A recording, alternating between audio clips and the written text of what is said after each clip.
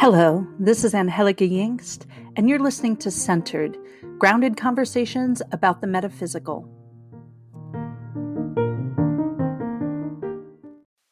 Blessed December. It's Angie Yingst here with your December Tarot and Earth Medicine reading.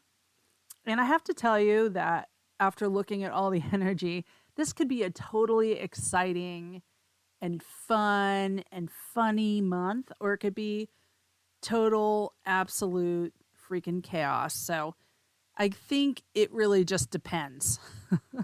And I hate to be the bearer of bad news, but it's going to be awesome or it's not going to be awesome. We are actually starting December with a lot of the same energy as November because Mars is still in retrograde and it's still in Gemini. But now the sun is in the electric, travel-hungry, knowledge-seeking, spontaneous sign of Sagittarius. So when we're in Sagittarius versus Scorpio, we're looking at fire versus water.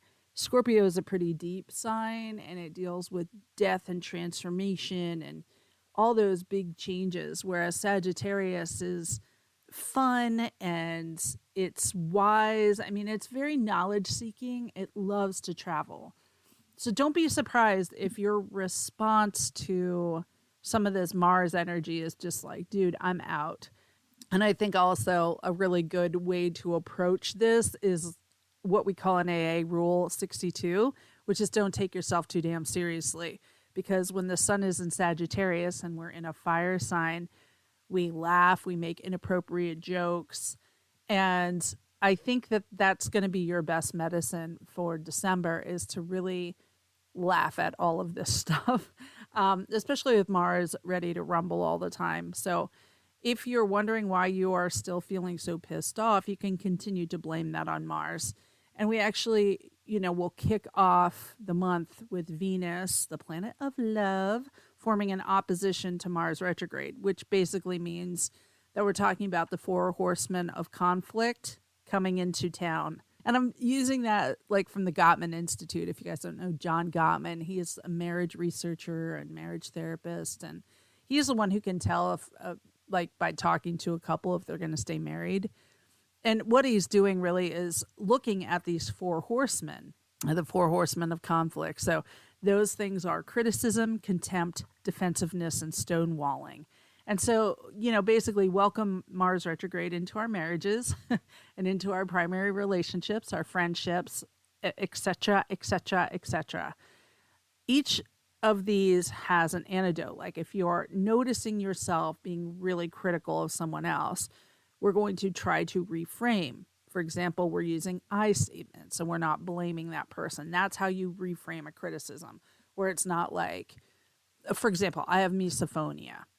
Misophonia is that certain noises will send me into like a rage. I'm like super sensitive. And I used to think like I was just difficult. And then I realized what this was. It has a name. It's an actual reaction to certain kinds of noises. Metal on ice, for example, just drives me absolutely bonkers. Like I have to put my hands over my ears, and eating, like certain kinds of eating, but not every day and not every way. It often happens when I'm really stressed, overtired, overworked. I basically will be extra sensitive to things. And I think a lot of us are. We don't quite realize. It might not be in a misophonic way, but we may kind of get stressed or overly tired and then little things bother us. So when that's happening to me, I used to think my marriage would be perfect if my husband would just chew properly, but it's not him. It's me. I'm the one with misophonia. He's eating totally fine. So I have to basically breathe and reframe. I could start criticizing the way he's eating, or I could say like, I'm struggling to be present in this space right now. I need to just step away and regroup. That's I statements. And that's how we kind of deal with that criticism. When we have contempt, we turn it into gratitude. For defensiveness, we take responsibility. For stonewalling, we basically do our self-soothing. So we have all of these things, the four horsemen of conflict coming in, and we know how to fix them. So we're just kind of reframing a lot. So this means we have to put on our big person pants and really think about, how am I going to manage my inner rebel, my inner defiant teenager? How am I going to manage them? Because Mars kind of has these, like, hair triggers. And what we have to do is like reframe a lot of those things. So last month we had Jupiter go direct, which brought some nice lightness coming. And on the 3rd of December, Neptune retrograde comes to an end. And now Neptune spends about 23 weeks every year shaking up our perception. So it retrogrades for like 43% of the calendar year. So it's not exactly something that affects us a lot. But when it's in retrograde, it kind of teaches us about how we deceive ourselves and suppress our own fears and all of those things. So when it moves direct, it kind of has a tendency to distort reality a little bit, especially putting on some rose-colored glasses, which isn't exactly uncomfortable, but we do have to kind of always be managing like how we're seeing things, especially as we're going through this transition period.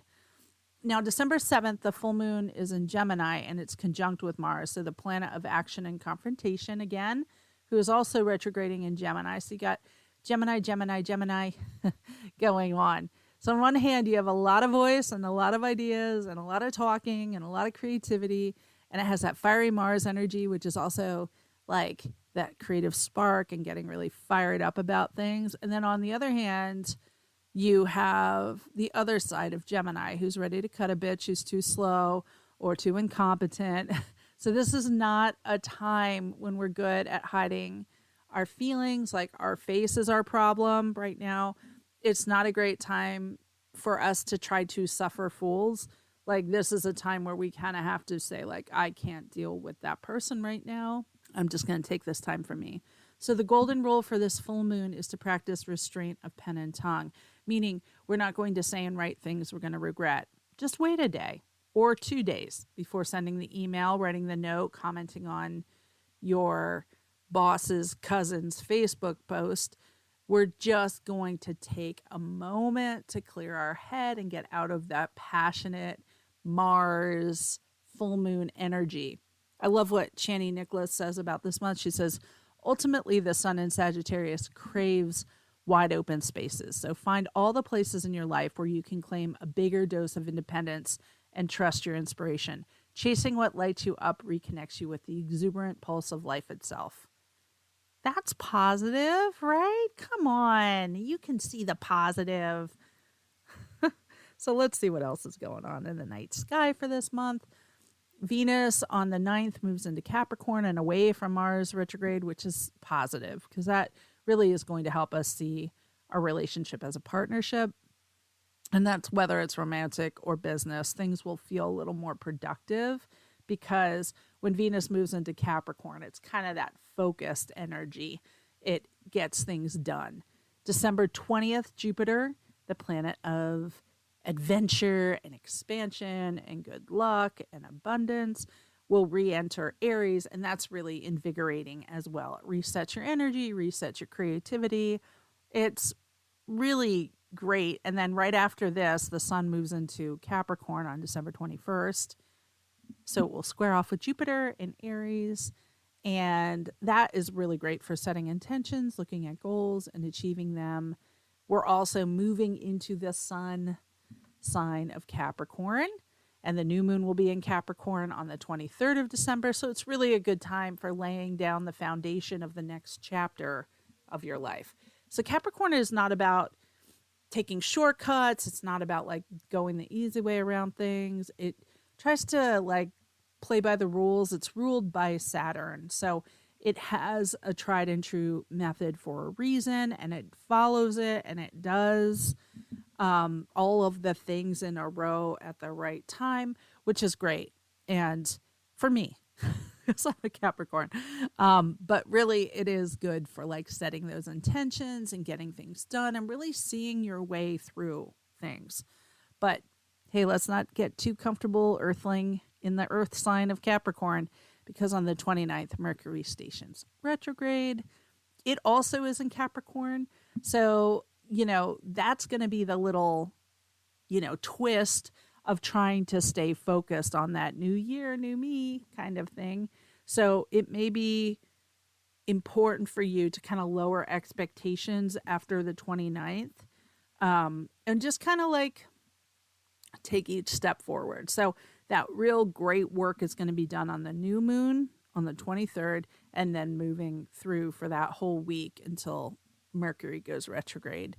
Um, just remember, like with Mercury retrograde, our mind and our inner dialogue are a lot more active and loud, and it wants to be noticed. So when we're expressing ourselves, it can be really hard because we start talking about things that may or may not be true. So I thought it was interesting to pull a fun rebel deck card, the one that always manages to insult us in the best way possible. And it definitely didn't fail. And I think it really connects with this like Mercury retrograde idea, which is that the message is get the fuck out of your head and into your heart because it misses you. So alrighty then, we'll just use that as a mantra when we're thinking too much about what happened in line at the market and what you should have said to that person. Or like today, my friend called me to ask how I was doing, and I was working and overwhelmed. And I was like, I'm fine, everything's fine. And it really did not sound convincing. It sounded like I was being held hostage. And they were like, tell the camera you're fine. I'm fine. So maybe I wasn't okay. And maybe she's overthinking it. Maybe I'm overthinking it. So when I like kind of moved back into my heart and I was like, oh, why am I thinking about this still? I thought, I just sent her a message to thank you for checking on me. I love you. Because I do. I love that she checked on me. I just want to make sure she knows that, and that she knows it's not her, that it's just me being overwhelmed with my life and all of that. So, it's like when we notice ourselves getting in our head, we're just asking ourselves, how do I move this to my heart? How do I actually feel about this right now? Because sometimes those things aren't coming through or matching up. So what I pulled next was the tarot card of the month. And the tarot card this month is one of the most paradoxical, strange cards in the tarot. It's the Hanged Man. And the Hanged Man is a very interesting card. And I'm going to tell you a story. It's a story I've never told. It's not a pleasant story. But every time I see this card, I think of this story. So I'm going to tell you because it seems important. So when I was 20, I got married to someone who I fell in love with, who was also very young. It was impulsive. It literally was like, do you want to get married tomorrow? Yes. Okay, we got married. I don't know, 30 years ago now. So we were young. We were young artists, revolutionaries, and we rejected a lot of like societal, religious, relationship, gender norms. We were punk rock, and we were both Latinx, and we were both artists. So one day I'm at the theater where he is acting, and I help build sets and run lights and do those kind of things. And he didn't show up when he was supposed to. And this was a time before cell phones. So I was just like, I don't know where he is. And I started getting a little frightened and concerned and angry and all that kind of stuff. And then I go home with a bunch of drug-addled actor types. And I'm just waiting for hours for him while everybody's like doing their thing. And he's not coming. And finally, he comes in with a girl. And it's somebody I knew. Before anything is said, I know. And I know, like, I know my own name. I know my mother. I know that they had sex, okay?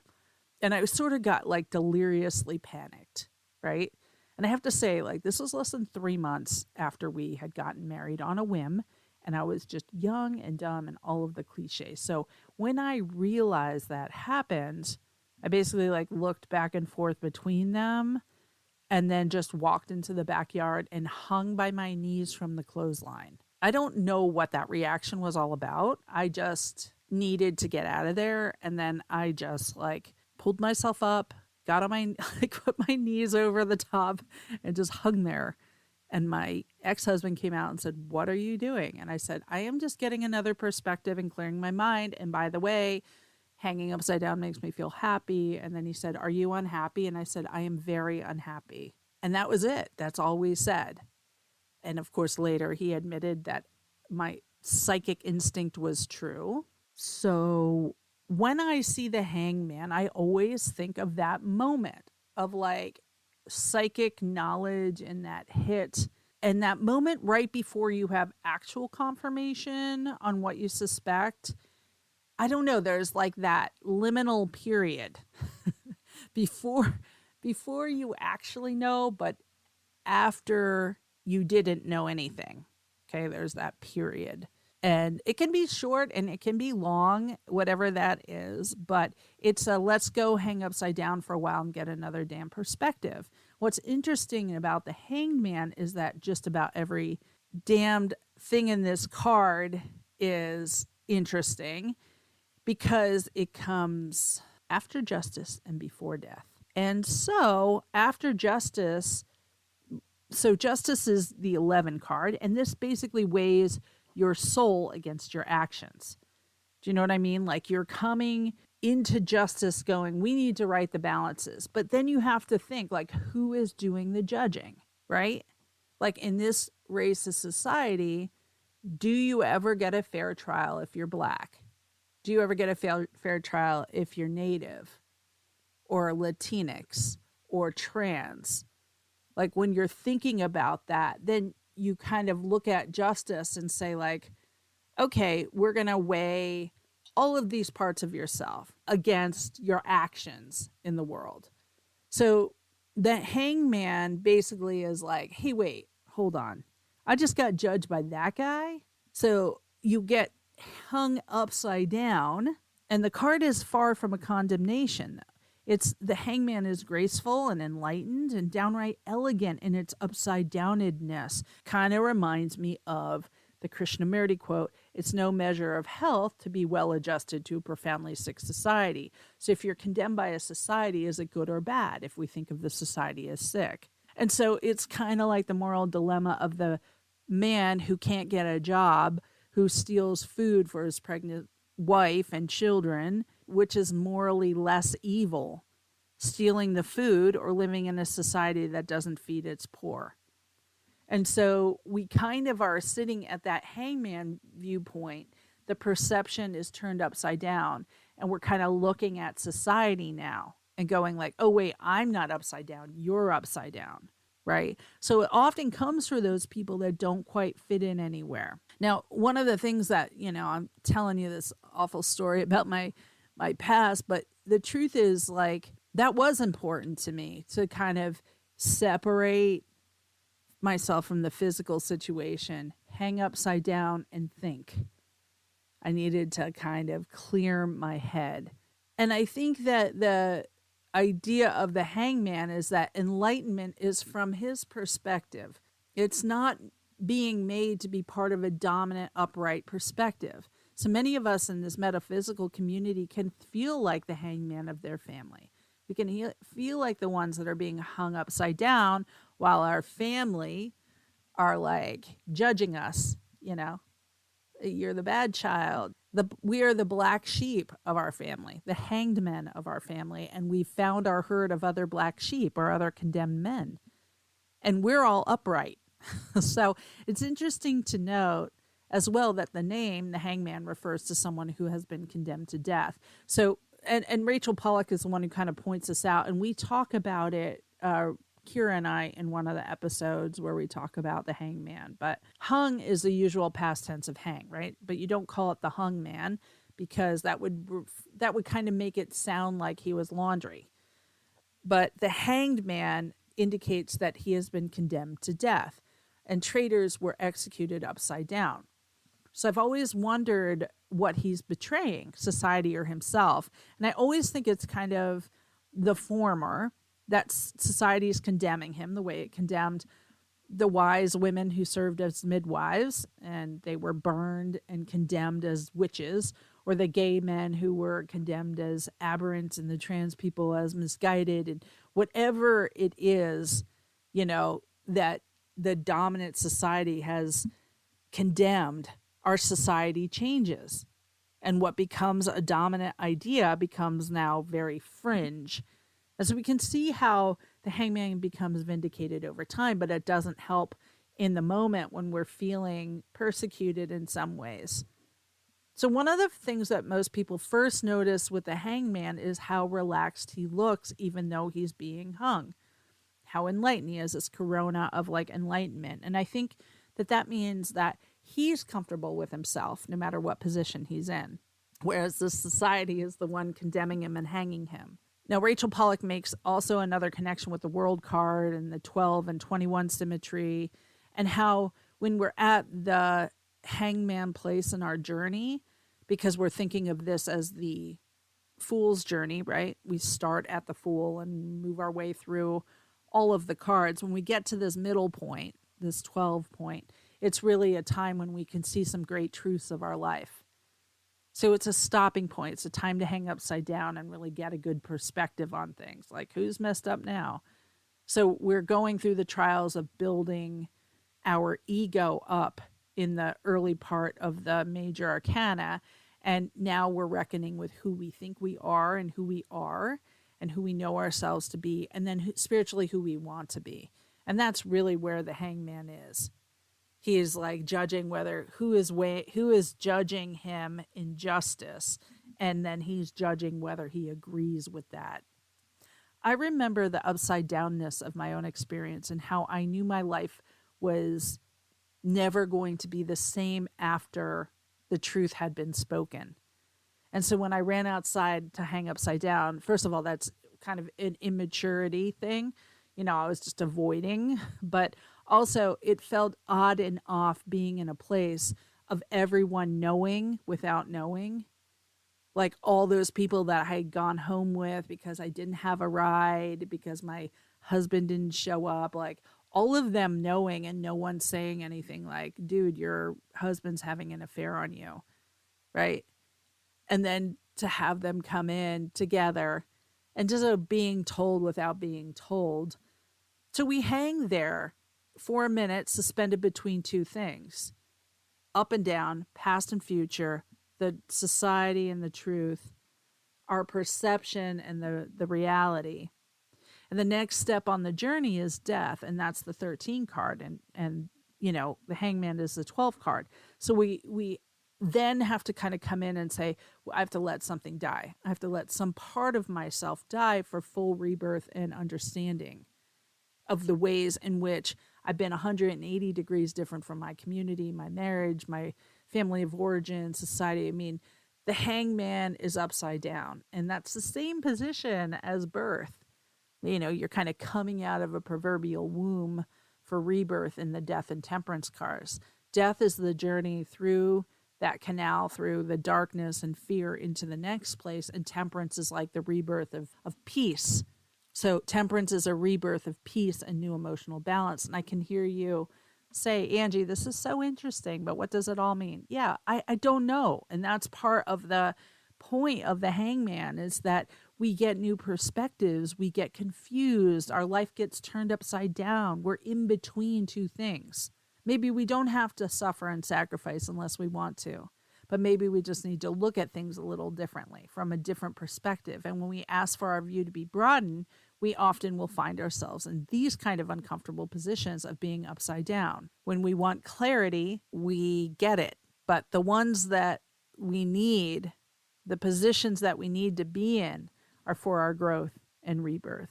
So I think the energy of Mars retrograde can really give us a feeling of being stuck, of seeing the world one way, of being angry about it not being the way we want it to be, of doing things without considering that there may be an upside down perspective.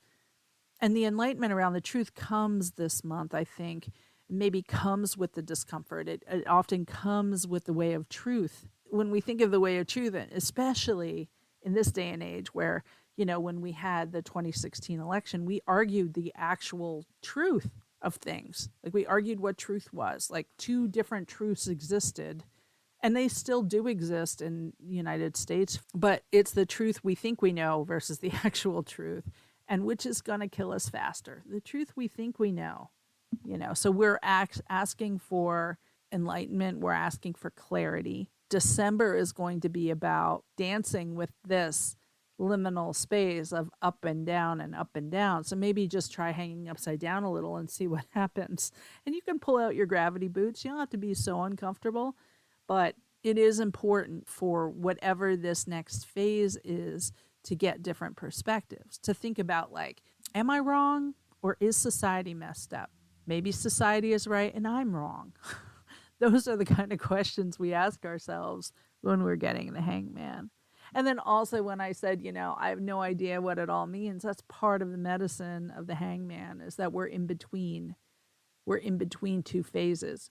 We don't always see the clarity yet. And that might be part of the medicine of the hangman is just not to get it exactly yet. So, as we're working with the hangman for December, I asked the allies to come in and I pulled cards. And the first card that came out is probably our most misunderstood ally, the vulture. This is coming in to bring the medicine of purifying, cleansing, and transmuting. So we're going to try to see things from another perspective with vulture. Like, is it gross just because it's dead? I mean, even vultures have standards, right? They won't eat really, really dead things. But I felt called, actually, I pulled vulture, but I felt called and I feel called to work with condor this month in Journey for getting a higher perspective, transmuting, releasing, and working with some of that South American medicine and the medicine wheel. So then I kind of asked what stone medicine can come in, and I got 3 very grounding stones. So I think, thinking about the earth and thinking about grounding is going to be important. So pyrite is one of our medicines of the month. They call it fool's gold, right? It is gold colored. It looks metallic. It holds very masculine energy, but it has that vitality, will, manifestation, creativity. And I think probably the most powerful use is through confidence. It is a natural cube, so it grows in a cube, and it has that kind of stability and strength that brings it a perfect ally to doing work of overcoming fear, understanding the self, and bringing in confidence. The next one is hematite, and hematite has a similar energy. It is also a grounding stone. It's really great for grounding, protection, EMF, manifestation. It is a iron base, so it's ferromagnetic, and so is pyrite. So they're both really great for protection, for auric work, meaning like EMF protection, protecting the aura, protecting the energy field, grounding.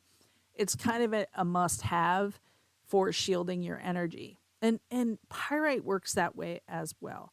And then the last stone is petrified wood. And petrified wood is actually a fossil, but when it forms, okay, so a tree will fall over and the plant material is buried by sediment, not sentiment, that's something different, sediment, and protected from decay due to oxygen and organisms. So it allows for kind of petrification.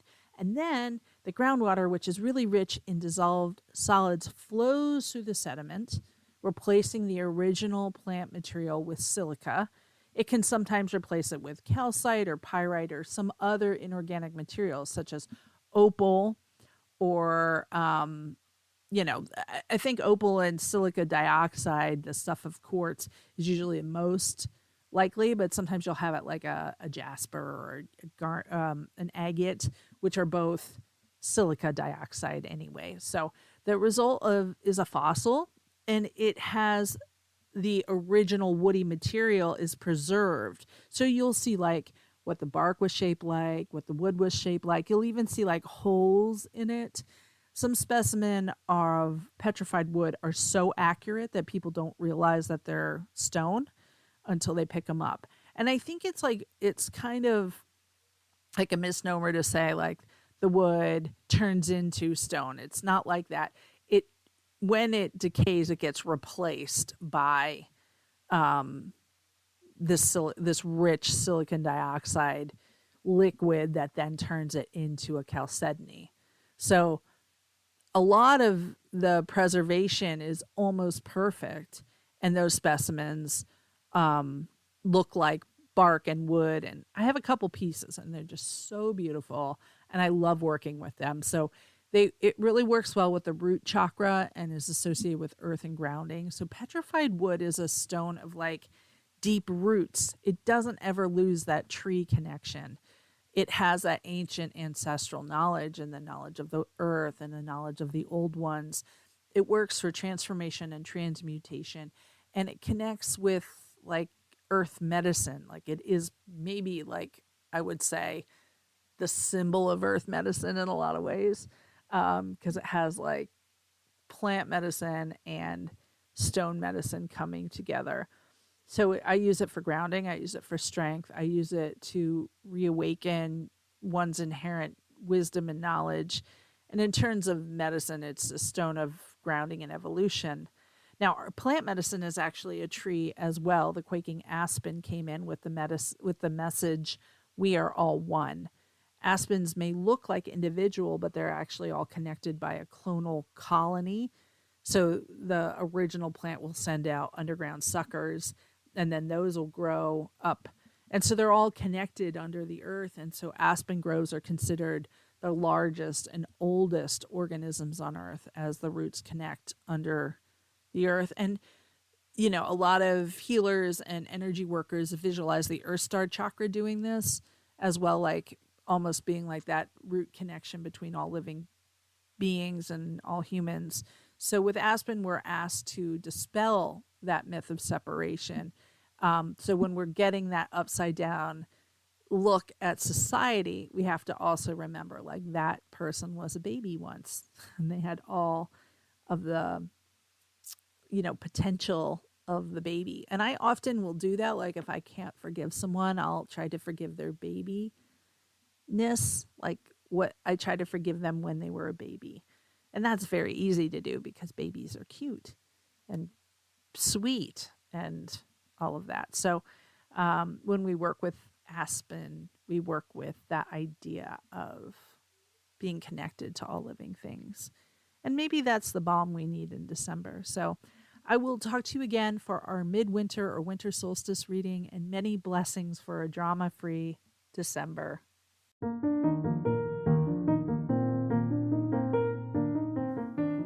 Thanks for listening to Centered with me, Angie Yingst. If you'd like to send me a question or comment about this show or any shows, you can send them to Angie@themoonandstone.com.